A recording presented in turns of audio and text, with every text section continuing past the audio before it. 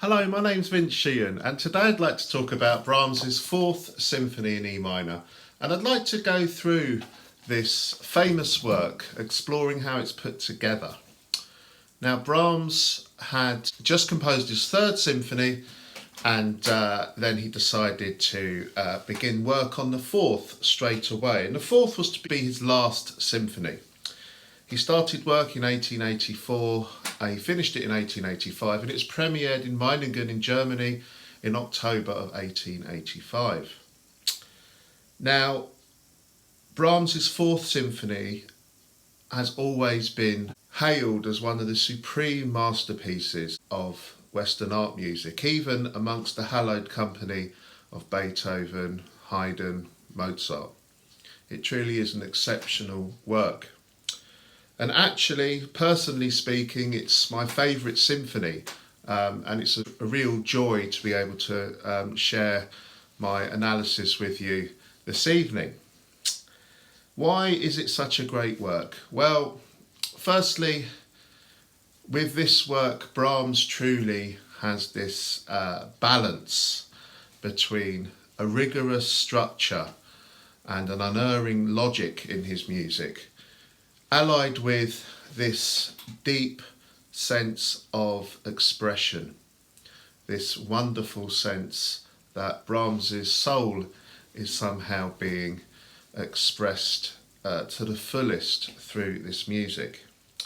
Brahms's music, I think, has this wonderful sense of melancholy often, and it's quite restrained sadness, and it's certainly felt in this tragic symphony which begins and ends in E minor.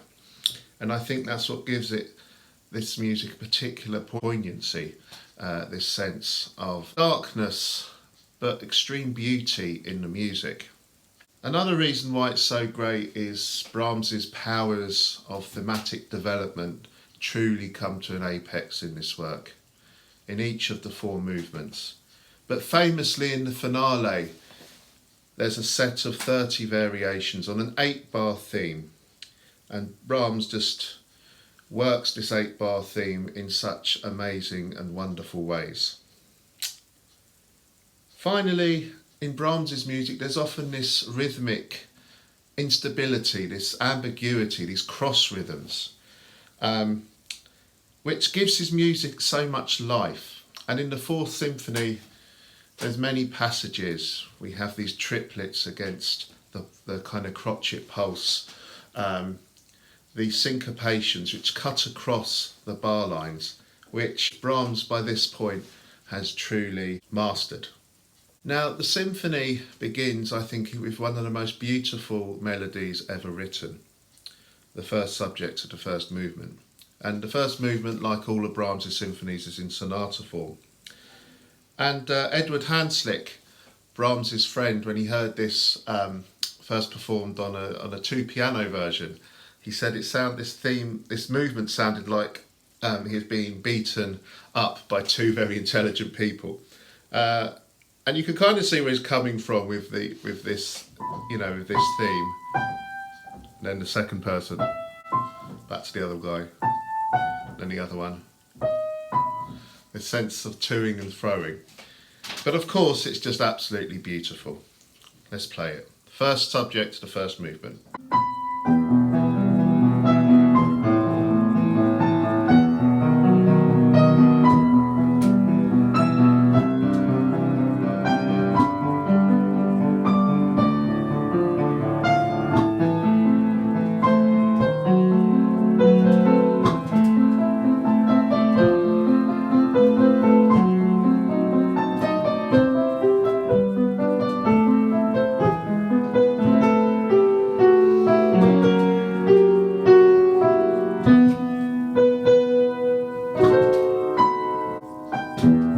So on.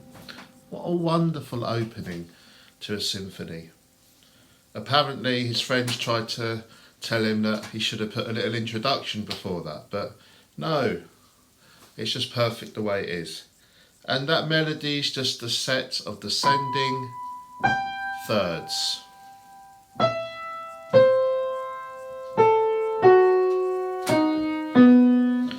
just transposes some of them up an octave. Up, and then we go up again. Such a, in a way, a very simple melody, but so beautiful. Now that carries on, that wonderful melody, and soon we come to a transition. We hear this beautiful yearning idea, goes like this.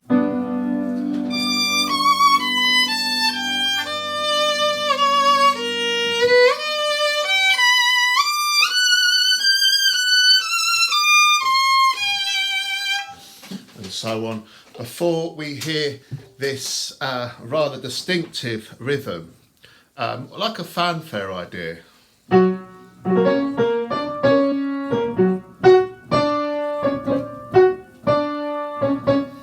That fanfare idea will come back a bit later on in the exposition. Then we go into the second subject, famously described as a German tango by Leonard Bernstein. And this goes like this.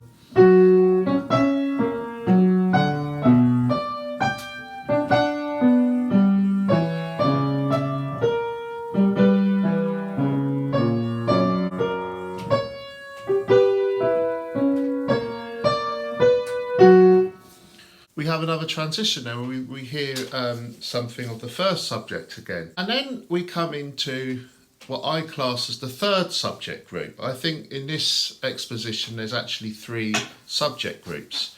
There's been a lot of debate about this exposition, where exactly the second subject arises, etc.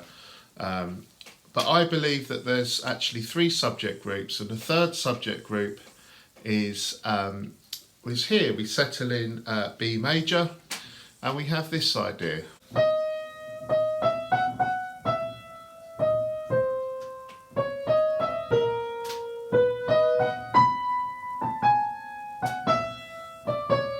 And so on.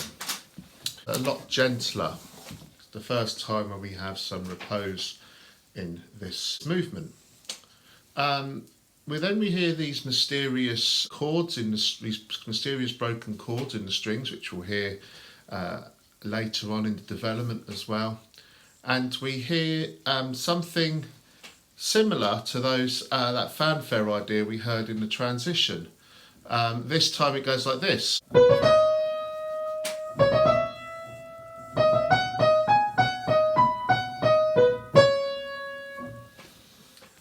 A rather heroic tone here at the end of the exposition, at the end of this third subject group.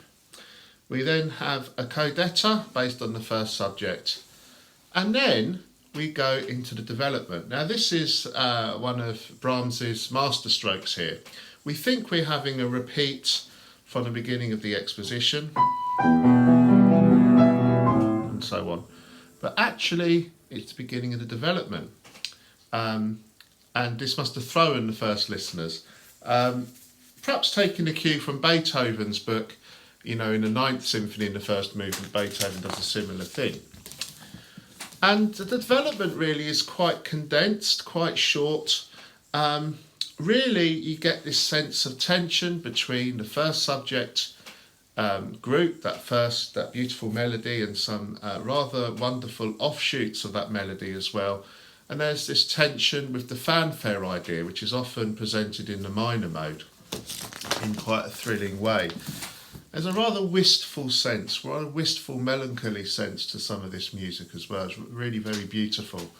The development then kind of comes right down into three Ps, very quiet dynamic. And then we hear very gently that first subject melody, and the notes are stretched out.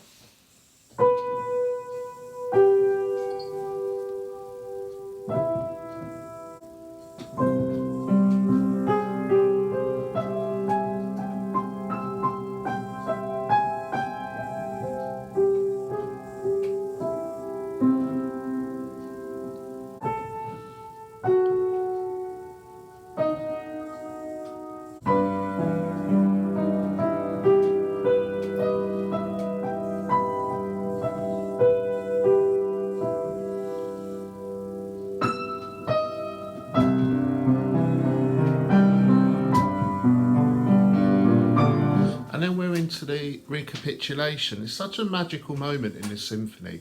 Everything dies away. It's like there's mists over a lake perhaps, and then the recapitulation gradually unveils itself, and then we come in back to the original tempo. It's a really wonderful moment in the symphony. The recapitulation then follows the three groups I talked about before being presented in order. And then when we get to the end of the third subject group, we get to the Codetta. And this time there's this wonderful moment where the music seems to come out of line with each other. It's like a mirror that cracks, and we suddenly hear the string section kind of splinter. And it comes to a thrilling end, a Codetta, and then we're into the most wonderfully exciting, moving and profound codas ever written. It really is a magnificent end to this first movement. Incredibly dramatic, incredibly tragic, and absolutely marvellous. The second movement is in a modified sonata form. And we begin with this rather austere introduction, which uses the notes of the Phrygian mode. It goes like this.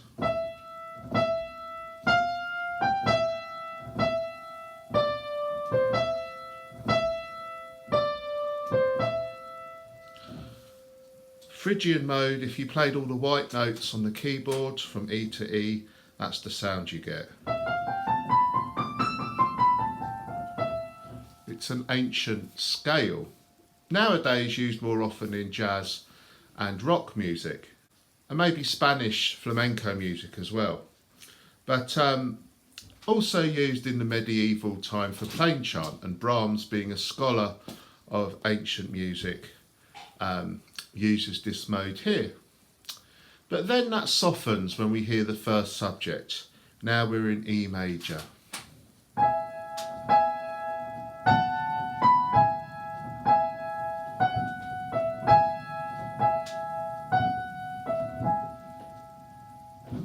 And so on. Rather gentle, typically Brahmsian melody once we hear the harmony. We then come to this impassioned transition, and we hear this beautiful idea. I think this is glorious, this moment of the movement. Such rich string writing.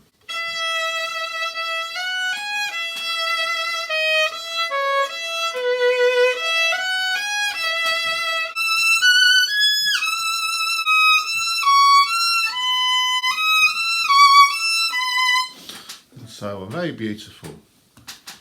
And then eventually that takes us to these triplet ideas, and so on. And that takes us to the second subject. The second subject's this beautifully calm melody in the dominant.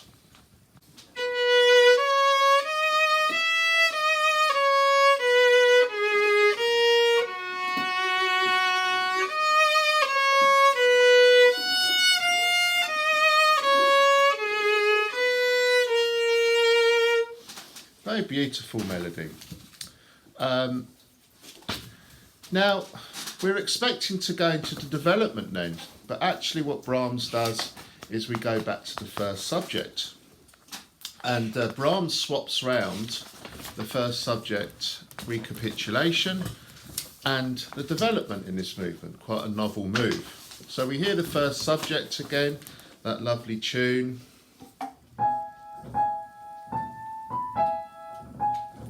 Back in the tonic again, and then we have the development, and the development is based on that idea, but it goes in a rather more impassioned manner in the minor key. So we hear this.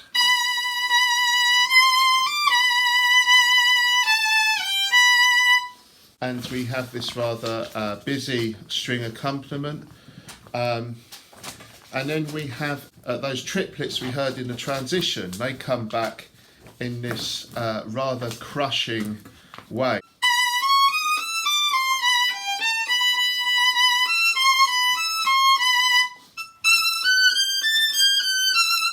and so on. A real climax with that repeated triplet rhythm. Then finally we reach the second subject, that beautiful idea we heard in the violas before, this time recapitulated in the tonic key with the first violins.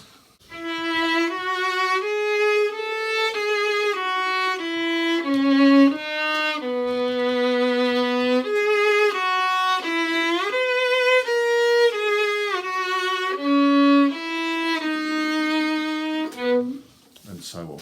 That second subject then builds to an almost unbearably emotional climax, and it really is one of those wonderful moments that you find in all of the Brahms symphonies. We hear a Codetta, a rather gentle, brief Codetta, a few bars, and then we hear the Coda, where we hear that the melody from the introduction again, which forms the basis of the first subject. Da, da, da, da, da, da. And this swells quite unexpectedly just before the close, before it ends in a pianissimo dynamic. The scherzo of Brahms's Fourth Symphony is in a sonata rondo form. This movement, of course, has the triangle in it, so really adds that kind of sheen to the sound. We begin with this idea, which is A, the main theme.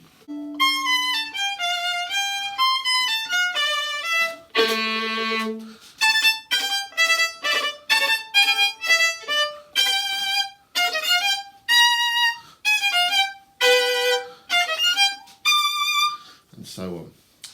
That keeps coming back throughout the movement. There's a slightly gentler form of this melody in the A section.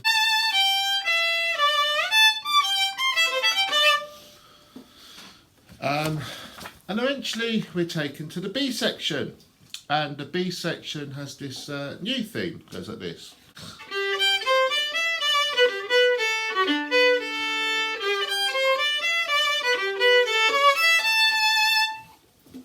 So they're the main two themes in this movement. We have a return to A, and we go to section C. Section C is like the development in this sonata rondo movement. We begin with the version of B, this time in the minor. You get this almost contrapuntal texture in this section sometimes. We move into some surprising keys, including D flat major.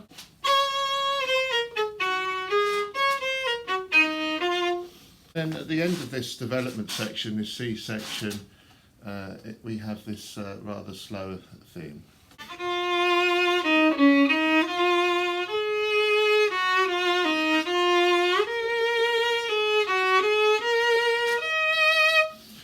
And so on. And then that takes us back to the A section again. We come straight into this bit.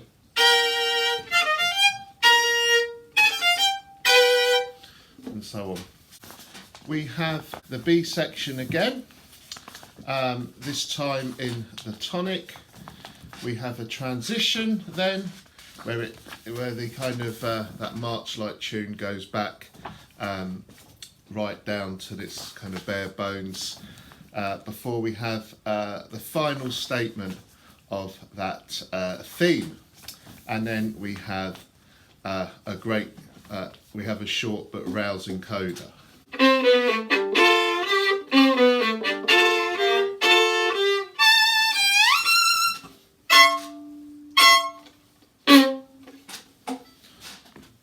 The finale of this great symphony is a true crowning of Brahms's genius.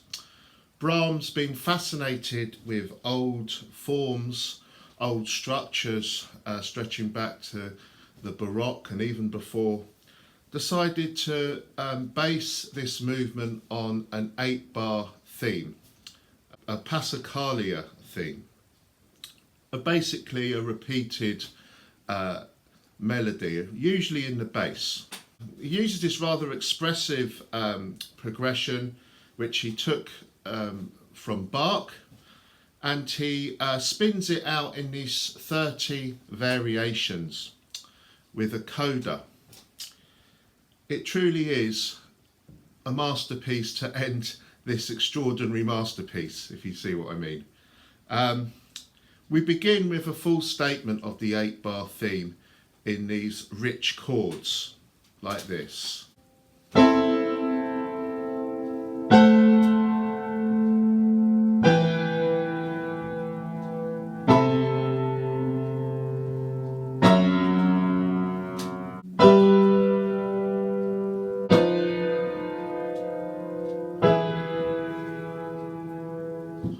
And it's worth noting that we hear the trombones here intoning these solemn chords. Brahms structures this set of theme and variations, this Passacaglia, based on that 8-bar theme, in a ternary form. So we don't literally have to follow each of the variations. We can just listen out for those, particularly in the bass, which in essence is this.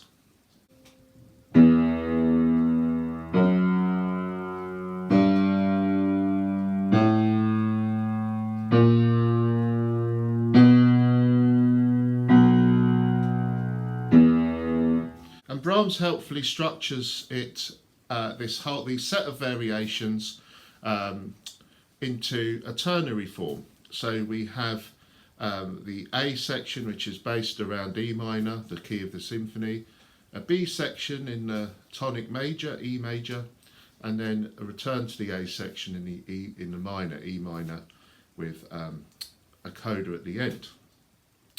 So after we hear those chords, we then hear the first variation with this these forte pizzicato in the strings. And over the top of this bass line, we begin to hear this new theme.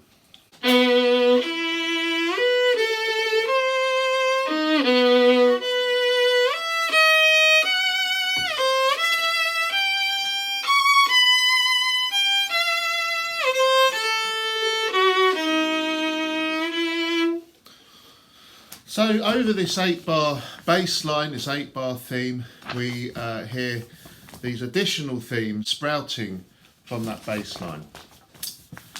Eventually, just before we head into E major for the central section, the B section, we hear this beautiful, forlorn flute solo.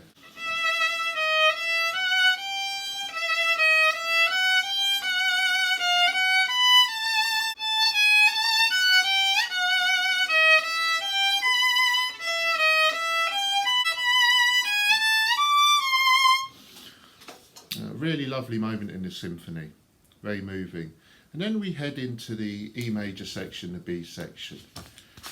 Now the music has glimmers of hope. There's something warm in this central section. You hear these wind lines.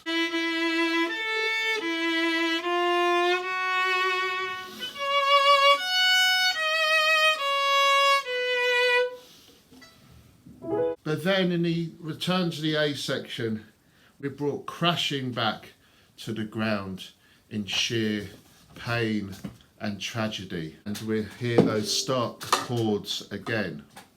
And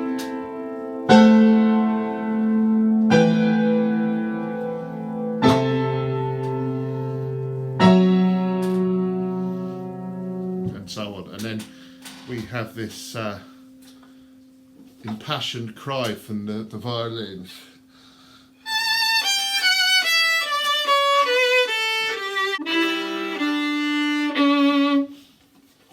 This return to the A section gets more and more intense. We hear these triplet ideas.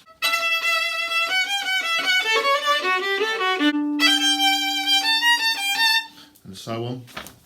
We hear these thrilling upward scales based on the bass line. And eventually, we're reminded of those the opening of the symphony. We hear this in the pizzicato strings.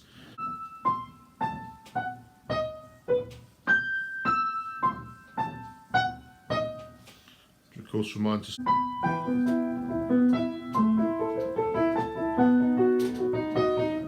And then that brings us to the coda, where we hear the chords again, this time fortissimo, and the Passacaglia. Indeed, this symphony brings us to a tragic, thrilling and utterly profound close.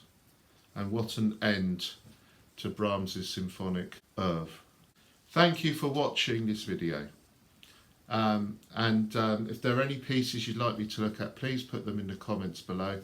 And of course, please click like and subscribe and give me a comment if this is your kind of thing. It's you guys who inspire me to keep going. So thanks for watching and see you soon. Bye.